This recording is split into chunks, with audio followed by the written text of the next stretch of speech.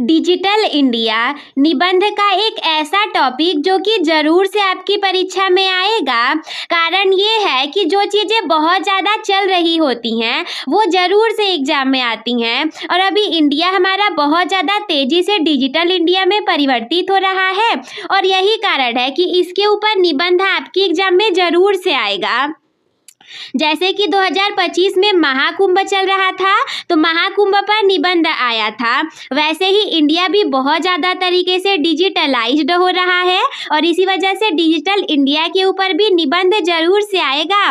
और अगर ये जरूर से आएगा तो आपके एग्जाम में 10 नंबर पक्के करवा कर भी जरूर से जाएगा। तो नमस्कार मेरे प्यारे साथियों, स्वागत करती हूँ मैं आप सभी का हमारे आज के इस वीडियो में। अगर आप सभी पढ़ते हैं कक्षा 10 एवं 12 में और आपको देना है बोर्ड एग्जाम यानी कि 18 फरवरी को अगर आपका भी है हिंदी का पेपर, तो बिल्कुल सही वीडियो पर क्लिक किया है आप सभी ने। ये डिजिटल इंडिया वाला जो निबंध है ये आपके एग्जाम में जरूर से पूछा जाएगा, इसीलिए इस वीडियो को बिल्कुल भी स्किप मत करिएगा, पूरा अच्छे तरीके से देख करके जाइएगा।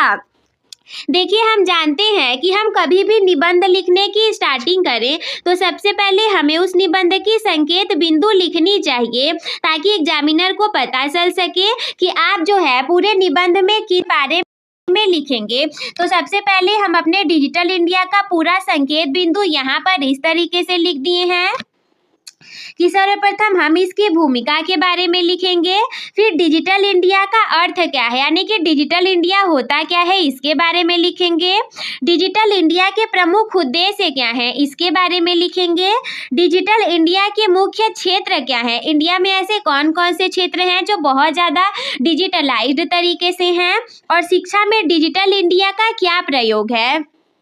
अगर इंडिया हमारा डिजिटल इंडिया बन रहा है तो इसके लाभ कौन कौन से हैं और डिजिटल इंडिया की चुनौतियां कौन कौन सी हैं, डिजिटल इंडिया का भविष्य कैसा होगा और उपसंहार में हम क्या लिखेंगे।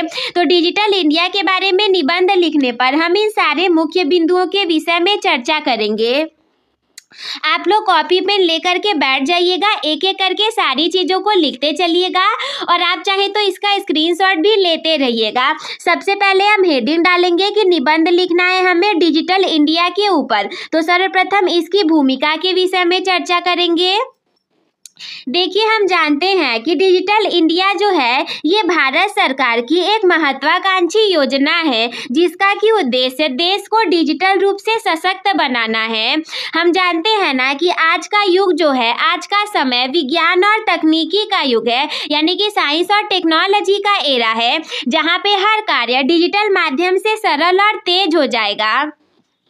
हम जानते हैं कि जितने भी काम हैं वो सारे काम हम घंटों के काम मिनटों में कर सकते हैं डिजिटल इंडिया की मदद से, यानी कि जिस काम को करने में पहले 4-4 5-5 घंटे लगते थे अब वही काम हम और भी अच्छे तरीके से केवल मिनटों में कर सकते हैं और इसी को कहते हैं हम डिजिटल इंडिया।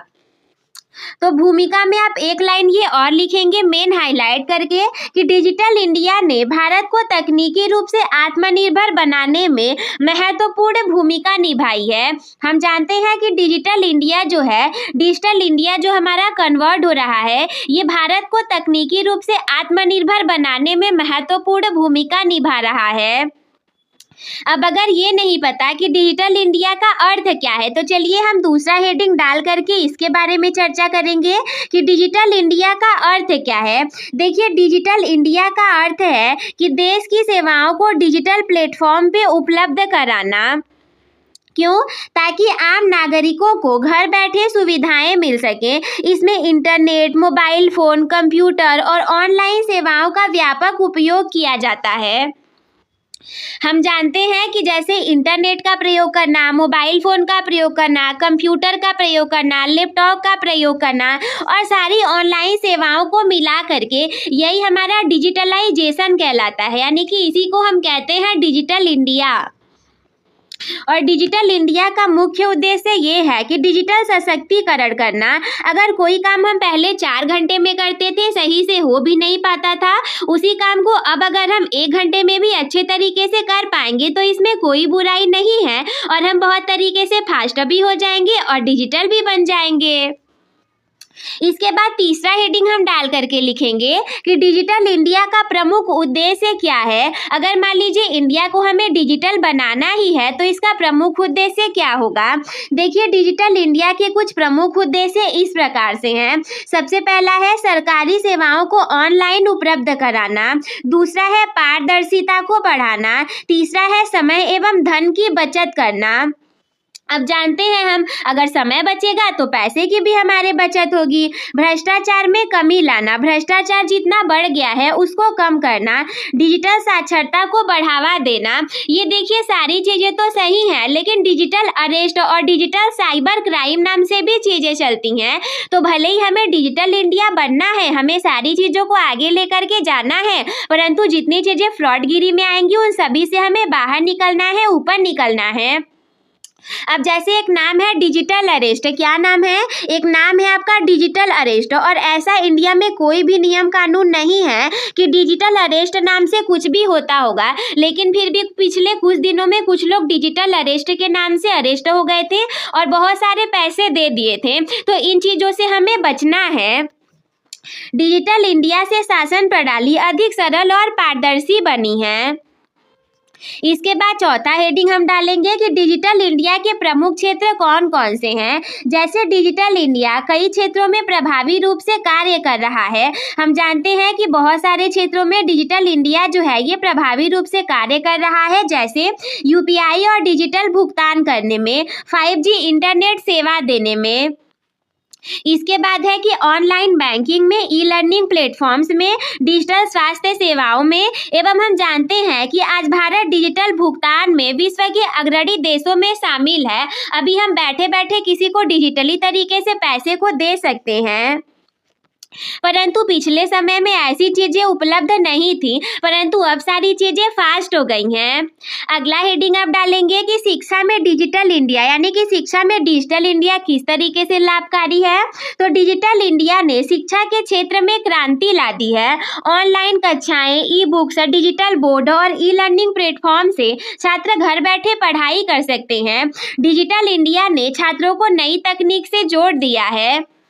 जैसे अगर आप भी आज अपने मोबाइल फोन या लैपटॉप से हमारी ये वीडियो को देख रहे होंगे तो आप डिजिटली तरीके से देख रहे हैं। जैसे ये डिजिटल बोर्ड पर पढ़ाया जाना, ई लर्निंग प्लेटफॉर्म में छात्र जैसे आप जैसे स्टूडेंट जो रहते हैं वो घर बैठे पढ़ाई कर सकते हैं। तो यही हमारा डिजिटल इंडिया के अंतर्गत आता है और शिक्षा में तो इससे क्रांति ही आ गई है। अगर सोचो डिजिटली चीजें ना होती तो आज हमें खान सर नहीं मिलते, ना ही हमें अलग सर मिलते, ना ही हमें विकास सर मिलते, ना ही हमें अवध ओझा सर मिलते, ना ही हमें नीतू मैम मिलती और ना ही हमें आदित्य रंजन सर मिलते। यानी कि बहुत सारे ऐसे अच्छे अच्छे टीचर हैं जो कि केवल डिजिटली तरीके से ही बाहर निकल करके आए हैं, वरना वो केवल एक ही रूम में ऑफलाइन तरीके से पढ़ाते रह जाते और फिर वो कभी दुनिया के सामने आ ही नहीं पाते और अच्छी शिक्षा सबको नहीं मिल पाती। इसीलिए जो डिजिटल शिक्षा है इसने छात्रों को नई नई तकनीकों से जोड़ दिया है। अब अगर डिजिटल इंडिया के इतने सारे लाभ हैं तो अगला हेडिंग डाल करके हम ये भी लिखेंगे कि डिजिटल इंडिया के लाभ कौन कौन से हैं। देखिए डिजिटल इंडिया के बहुत सारे लाभ हैं। कौन कौन से लाभ है दीदी एक बार हमें बता दीजिए। तो जैसे कि कार्यों में तेजी होना, जानकारी तक आसानी से पहुंचना, रोजगार के नए नए अवसर मिलना, ग्रामीण क्षेत्रों का विकास होना, छात्रों के लिए ऑनलाइन शिक्षा उपलब्ध होना।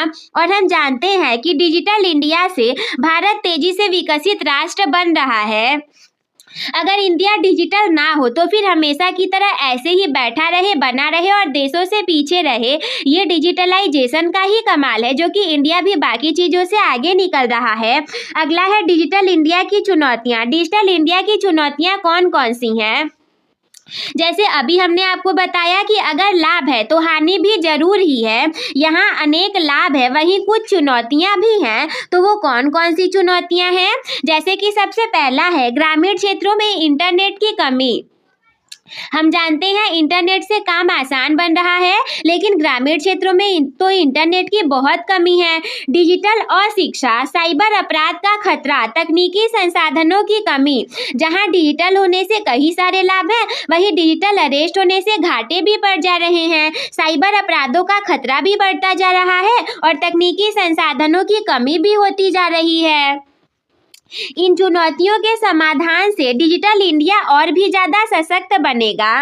अब बताइए डिजिटल इंडिया का भविष्य क्या है? तो हम जानते हैं कि आने वाले समय में डिजिटल इंडिया भारत को विश्व की डिजिटल महाशक्ति बना सकता है। जैसे 5G, आर्टिफिशियल इंटेलिजेंस और स्मार्ट तकनीकें देश को नई ऊंचाइयों पर लेकर के जाएंगी। और ये तो एकदम निश्चित है कि डिजिटल भविष्य ही भारत की प्रगति की कुंजी है। सबसे लास्ट में हम उपसंहार डाल करके देखेंगे कि आखिर जब इतने लाभ हैं और हानियां भी हैं तो अंत में डिजिटल इंडिया का उपसंहार क्या निकलेगा।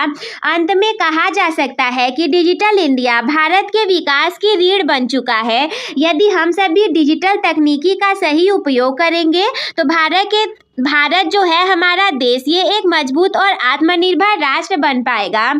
डिजिटल इंडिया जो है ये सशक्त भारत की ओर एक मजबूत कदम है, यानी कि हमें डिजिटल इंडिया के ऊपर काम करना ही करना चाहिए।